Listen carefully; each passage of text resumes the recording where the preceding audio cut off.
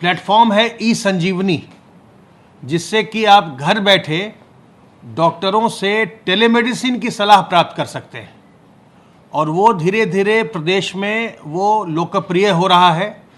इसमें आपको अस्पताल जाने की ज़रूरत नहीं पड़ती। अगर आपको कोई मामूली उलझन है, बुखार आ रहा है, खांसी हो रही है या कोई दर्द हो रहा है, आप डॉक्टर की सलाह लेना चाहें तो उसके लिए अस्पताल जाने की आवश्यकता नहीं है। वो जो डॉक्टर उपलब्ध होते हैं इस प्लेटफॉर्म पर, ई संजीवनी पर, वहाँ पर आप जाकर के, अगर आपके पास इंटरनेट की सुविधा है तो आप ई संजीवनी लिखेंगे तो आपको ये वेबसाइट ओपन हो जाती है और वहाँ आप जाकर अपना पंजीकरण कर सकते हैं। पंजीकरण करने पर आपका वो फ़ोन नंबर मांगता है और जैसे आप जब बैंक में जब आप बैंकिंग करते हैं एक OTP आती है अपने क्रेडिट कार्ड या डेबिट कार्ड से, वैसे ही इसमें भी एक OTP आती है आपके फ़ोन पर और वो जब आप OTP जैसे ही उसमें डालते हैं आपका पंजीकरण हो जाता है। फिर उसके बाद आप जब फिर से लॉग करते हैं तो आपका संपर्क एक डॉक्टर से हो जाता है और फिर आप डॉक्टर को आप दिखाई पड़ते हैं, वो भी आपको दिखते हैं, वो भी आपको देख रहे हैं और आप घर बैठे उनसे फिर उनकी सलाह ले सकते हैं, उनसे बातचीत कर सकते हैं, बता सकते हैं कि आपको क्या उलझन हो रही है, क्या समस्या हो रही है और डॉक्टर आपको अपनी सलाह भी देते हैं और उसी प्लेटफॉर्म पर इंटरनेट के माध्यम से ही आपको दवा का पर्चा भी वो दिलवा देते हैं और वो जो दवा का पर्चा होगा इस ई संजीवनी से, उसके आधार पर आप अपनी चिकित्सा कर सकते हैं, करवा सकते हैं, दवा खरीद कर भी। और हम ये भी व्यवस्था कर रहे हैं कि वो जो पर्चा है अगर उसका प्रिंट आउट लेते हैं तो हम सरकारी अस्पताल से भी वो दवाएं आपको हम उपलब्ध करवाएंगे। तो इसलिए इस प्रकार से आपको हर एक कार्य के लिए अस्पताल जाने की ज़रूरत नहीं है। अगर कोई हल्की फुल्की चीज़ है तो आप ई संजीवनी प्लेटफॉर्म का भी उपयोग करके डॉक्टर की सलाह ले सकते हैं। सर्वेलेंस की गतिविधि के अंतर्गत अब तक 32,346 कंटेनमेंट एरिया का कार्य हुआ और उसमें 1,79,475 टीम दिवस के माध्यम से 1,29,66,597 हाउस होल्ड्स का सर्वेलेंस किया गया, जिसमें 6,60,23,971 लोग रहते हैं। आप जानते हैं कि अब प्रदेश में जो चिकित्सकीय व्यवस्था है उसके अंतर्गत अब बहुत सारे ऑप्शंस, बहुत सारे विकल्प लोगों को उपलब्ध हो गए हैं। अगर आप लक्षण रहित हैं और आपके घर में 2 शौचालय है, आप कुछ शर्तों का पालन कर सकते हैं, तो अब आप होम पर भी, अपने घर पर भी आइसोलेट हो सकते हैं। होम आइसोलेशन को अब अनुमन्य कर दिया गया है। कुछ शर्तों के साथ आप अपने घर पर ही रह करके आप स्वास्थ्य लाभ कर सकते हैं और उसके लिए अगर आप जब घर पर हैं, होम आइसोलेशन में हैं, तो अगर आपको कभी लगता है कि आपको कोई लक्षण आ रहे हैं तो आप जो ज़िले का कंट्रोल रूम है उसको आप सूचित करेंगे और अगर आवश्यकता होगी तो आपको अस्पताल में ट्रांसफ़र कर दिया जाएगा, एम्बुलेंस से आपको वहाँ पहुँचा दिया जाएगा। और अगर आपको कोई लक्षण नहीं आ रहे हैं तो आप 10 दिन तक अपने घर पर रहेंगे और 10 दिन के बाद आपको ये मान लिया जाएगा कि आप डिस्चार्ज कर दिए गए। लेकिन उसके बाद भी 7 दिन तक आपको अपने घर पर ही रहना होगा, उसके बाद ही आप घर से बाहर निकल सकते हैं। जो डिस्चार्ज करने की पॉलिसी है उसको भी कल प्रदेश में रिवाइज़ कर दिया गया है। तो जो होम आइसोलेशन की व्यवस्था लाई गई थी उसमें डिस्चार्ज कब माना जाएगा वो भी उस शासनादेश में परिभाषित कर दिया गया। जैसे मैंने आपको अभी बताया कि जो होम आइसोलेशन में लक्षण विहीन व्यक्ति है वो 10वें दिन डिस्चार्ज मान लिया जाएगा, लेकिन उसके पश्चात भी उसको 7 दिन तक अपने घर पर ही क्वारंटाइन में रहना होगा, उसके बाद ही वो घर से बाहर निकल सकेगा। इसी प्रकार से जो लक्षण विहीन व्यक्ति अस्पतालों में हैं, हमारे कोविड अस्पताल में हैं, L1 में हैं, तो उनके लिए भी डिस्चार्ज पॉलिसी में परिवर्तन हुआ है, संशोधन हुआ है।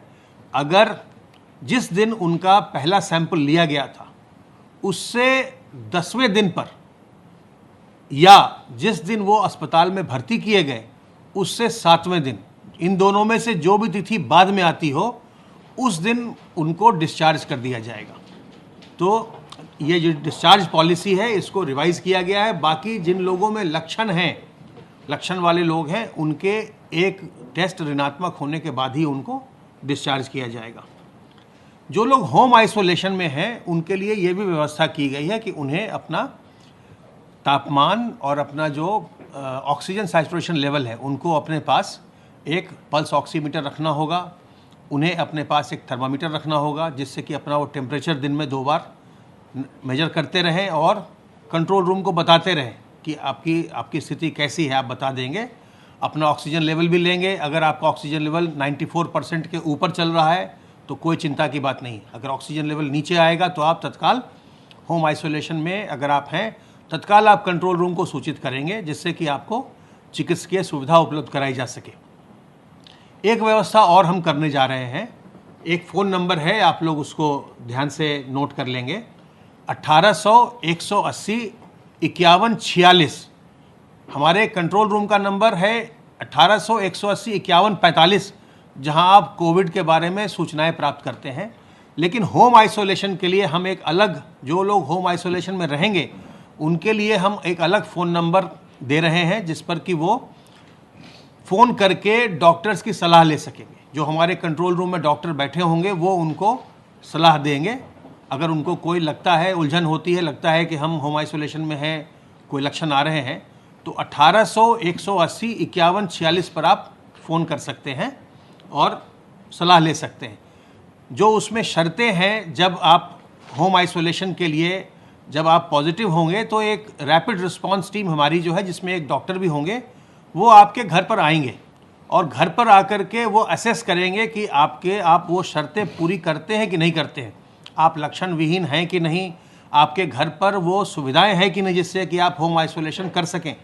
और फिर वो ये तय करने के बाद कि आप होम आइसोलेशन शर्तें पूरी करते हैं, फिर आपको वो होम आइसोलेशन की अनुमति देंगे और उसके लिए एक जो अंडरटेकिंग है, एक जो शपथ पत्र है, वो आपसे साइन करवाएंगे, आपको वो दस्तखत करके देना होगा। साथ ही साथ आपको जो निर्देश हैं उस निर्देश की एक प्रति आपको वो उपलब्ध करवाएंगे। तो आपको जब आप होम आइसोलेशन में अगर हैं तो आपको अपना विशेष ध्यान रखना है, आपको ग्लव्स का, मास्क का उपयोग करना है और ख़ास करके जो सोडियम हाइपोक्लोराइट होता है, जिससे चीज़ों को, सरफेसेस को विसंक्रमित करते हैं, कपड़ों को, बर्तन को, उससे विसंक्रमित करना होगा, ताकि जब आप घर पर रह रहे हैं, आप संक्रमित हैं, तो आपका संक्रमण आपके घर वालों को बिल्कुल न लगे, बिल्कुल न जाए।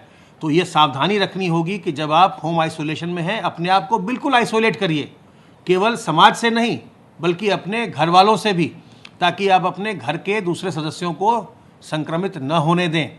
तो ये सावधानियां जो उसमें कुछ हैं, उसको आपको रखना बहुत ज़रूरी होगा। और बाकी सभी लोगों के लिए भी आप जानते हैं, बहुत ही आसान सावधानियां हैं, बहुत ही आसान तरीके हैं संक्रमण से बचने के।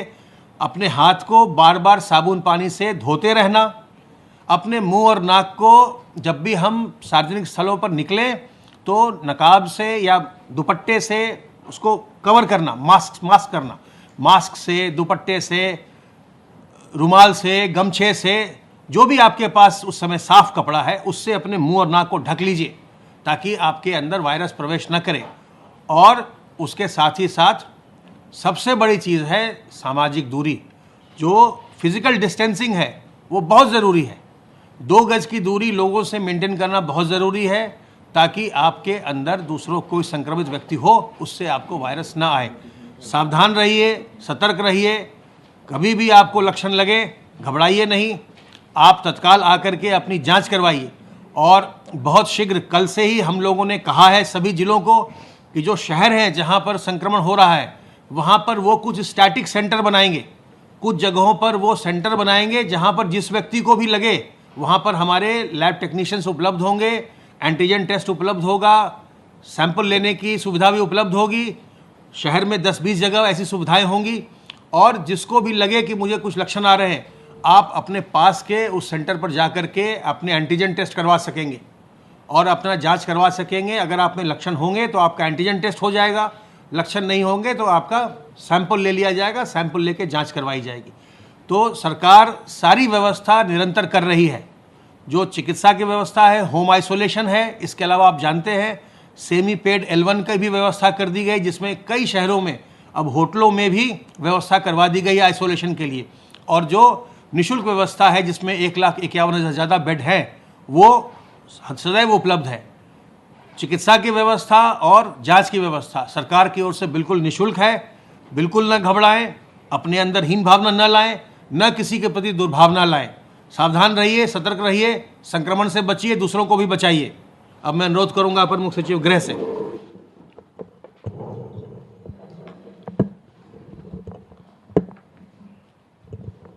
आज कोविड-19 की बैठक माननीय मुख्यमंत्री जी ने सुबह 11 बजे के बाद ली। कोविड-19 की बैठक में उन्होंने प्रदेश के कोरोना के पूरे अभियान में L1, L2, L3 के अस्पतालों की समीक्षा की। उन्होंने एक एक ज़िले के जो L3 अस्पताल यानी जो मेडिकल कॉलेजेस हैं उन पर विस्तृत रूप से चिकित्सा शिक्षा विभाग से और चिकित्सा विभाग से समीक्षा की। उन्होंने ये निर्देशित किया कि जो भी हमारे L3 यानी अब जो हमारे वेंटिलेटर युक्त बेड्स हैं उनमें गंभीर रूप से जो बीमार पेशेंट्स हैं उन्हीं को जो है टेकअप किया जाए, जिससे कि यदि कोई भी इमरजेंसी के पेशेंट्स हैं उनके लिए कोई कठिनाई न आए। इसी क्रम में उन्होंने L2 में भी बेड्स पर ऑक्सीजन की व्यवस्था और कुछ बेड्स पर वेंटिलेटर की व्यवस्था करने के लिए निर्देशित किया, जिससे कि और बेहतर सुविधा लोगों को L2 वाले बेड्स में मिल सके।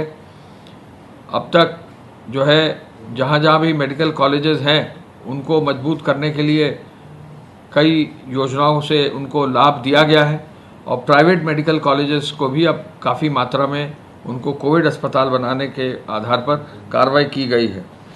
मुख्यमंत्री जी ने ये कहा कि जो भी कंटेनमेंट जोन है उस पर सख्ती से जो है कार्रवाई की जाए। आपने देखा लखनऊ में, कानपुर में और बाकी कुछ शहरों में वहाँ के जिला प्रशासन ने कंटेनमेंट जोन को प्रॉपरली जो है बनाकर किया है और इस बात को सुनिश्चित किया है कि जिन क्षेत्रों में जहाँ जो है संक्रमण की शिकायत या केसेस ज़्यादा मिले हैं वहाँ पर एक प्रॉपर व्यवस्था देते हुए वहाँ कंटेनमेंट जोन में सख्ती की है।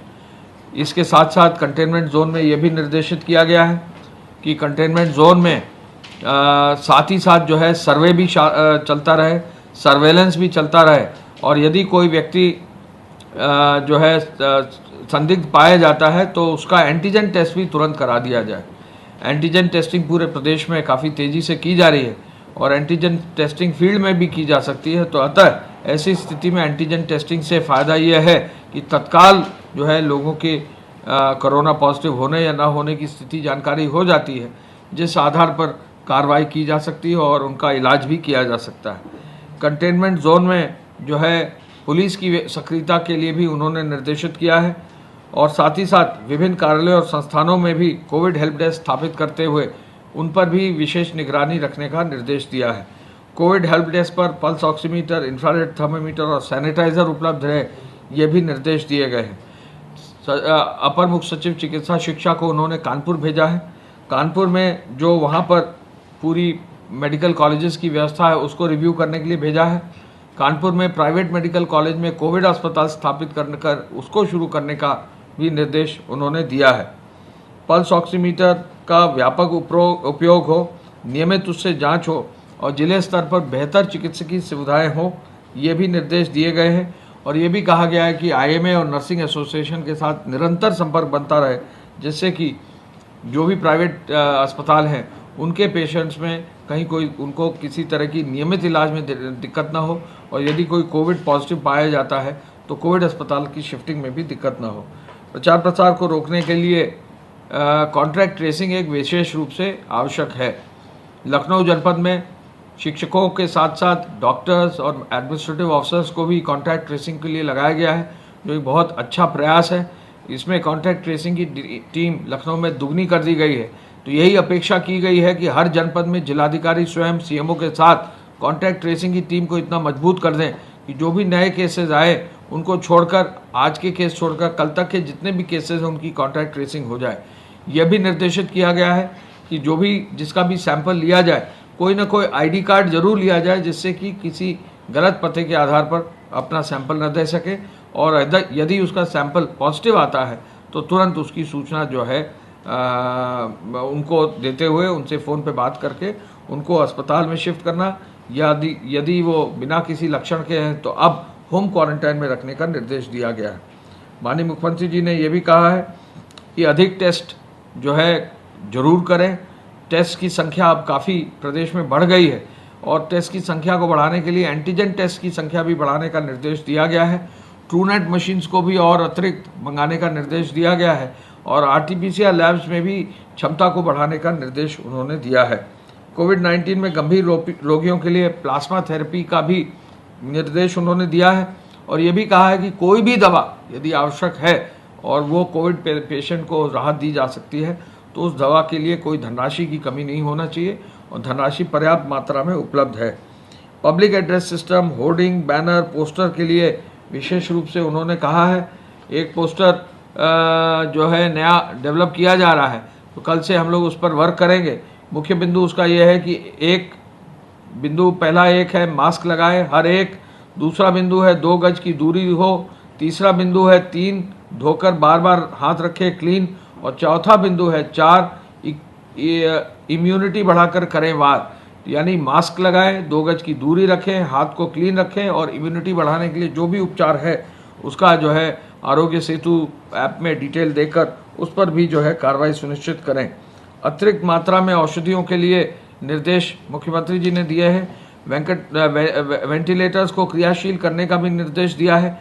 टेलीमेडिसिन की व्यवस्था को और मजबूत करने का निर्देश दिया है और ऑनलाइन ओपीडी सेवा ई संजीवनी को भी और मजबूत करके उसके प्रचार प्रसार का भी निर्देश दिया गया है।